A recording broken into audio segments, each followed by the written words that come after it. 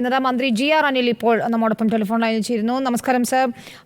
ഇന്നലെ മുഖ്യമന്ത്രി ടൗൺഷിപ്പ് പ്രഖ്യാപിച്ചപ്പോൾ തന്നെ മികച്ച രീതിയിലുള്ള പ്രതികരണമാണ് പല ഭാഗത്തു നിന്ന് ലഭിക്കുന്നതെന്ന് അറിയാം. എന്നാൽ റിപ്പോർട്ടർ ആ ഉദ്യമത്തിൽ സർക്കാരിനൊപ്പം ചേർന്ന് നിൽക്കാൻ തയ്യാറായിരിക്കുകയാണ്. റിപ്പോർട്ടറിന്റെ MDയും മാനേജിംഗ് എഡിറ്ററുമായ ആന്റോ അഗസ്റ്റിൻ തന്നെ അത്തരത്തിലൊരു നിർദ്ദേശം മുഖ്യമന്ത്രിക്ക് ഇന്ന് സമർപ്പിക്കുന്നുണ്ട്. 150 ഏക്കർ ഭൂമിയും അതിൽ വീടുകളും കൃഷിസ്ഥലങ്ങളും ഉൾപ്പെടെ നമുക്ക് വയനാടിനെ വീണ്ടെടുക്കാൻ ആവശ്യമായതെന്തോ അത് നൽകാൻ സർക്കാരിനൊപ്പം നിൽക്കാമെന്ന് തന്നെയാണ് അദ്ദേഹം അറിയിച്ചിരിക്കുന്നത്.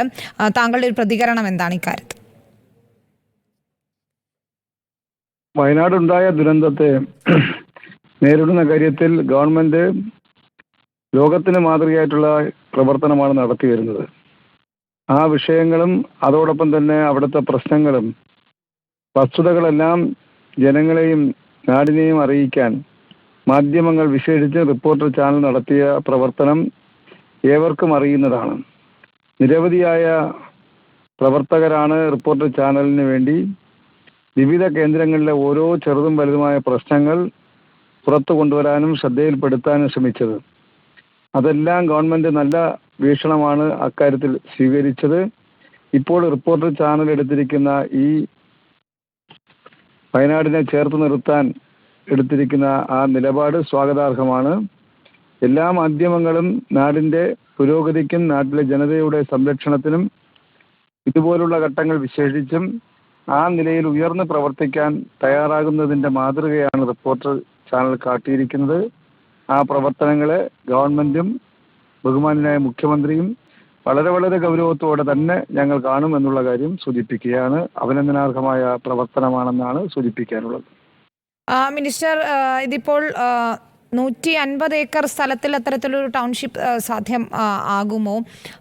അതായത് ഇന്നിപ്പോൾ ഡോക്ടർ അരുൺകുമാർ അവിടെ ദുരന്തബാധിത മേഖലയിൽ എത്തിയപ്പോഴെല്ലാം തന്നെ ആളുകൾ പറഞ്ഞത് ഉറ്റവരെയൊക്കെ ഒറ്റപ്പെട്ടു പോയവരാണ് ഞങ്ങളെ ഇനി വെവ്വേറെ സ്ഥലങ്ങളിലാക്കരുത്, ഒരുമിച്ച് താമസിപ്പിക്കണം എന്ന് തന്നെയാണ്.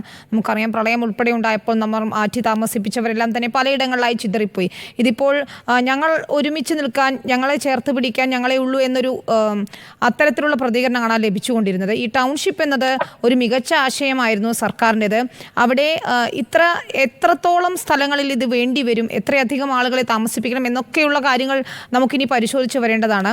എങ്കിൽ പോലും ഇത് എങ്ങനെ സാധ്യമാക്കാമെന്നാണ് താങ്കൾ കരുതുന്നത്? പ്രത്യേകിച്ച് നേരത്തെ ഞങ്ങളുടെ MD തന്നെ പറയുന്നുണ്ടായിരുന്നു, ചെറിയ ഇടങ്ങൾ ഒരുക്കുക എന്നതിനപ്പുറം ഇത് വിശാലമായ സ്ഥലങ്ങളിലൊക്കെ തന്നെ താമസിച്ചിരുന്ന, വലിയ വീടുകളിലൊക്കെ തന്നെ താമസിച്ചിരുന്ന ആളുകളാണ്. അവർക്ക് ചെയ്തു കൊടുക്കാൻ കഴിയുന്നത് 15 സെന്റ് സ്ഥലം, ഒപ്പം 3 മുറികളുള്ള ഒരു വീടെങ്കിലും വേണം. പലരും ഒറ്റപ്പെട്ടു പോയവരാണ്. അവരെയൊക്കെ തന്നെ പുനരധിവസിപ്പിക്കാൻ ഇത്രയും വേണ്ടി വരില്ലേ സർ?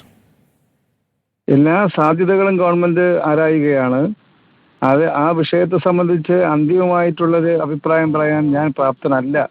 എന്നാൽ കേരളത്തിലെ മാധ്യമങ്ങൾ, വിശേഷിച്ച് റിപ്പോർട്ടർ ചാനൽ അടക്കം ഇന്ന് ഉയർത്തിക്കൊണ്ടുവന്നിരിക്കുന്ന ആശയങ്ങൾ ഗൗരവമായി ഗവൺമെന്റ് കാണും.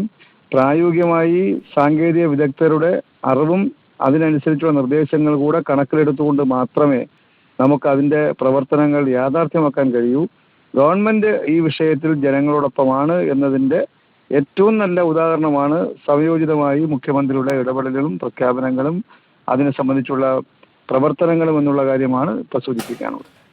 സാർ, അവിടെ ഇപ്പോൾ ഭക്ഷണ സാമഗ്രികളെല്ലാം വേണ്ടത്രയുണ്ട് എന്ന് കലക്ടറൊക്കെ പറയുന്നുണ്ട്.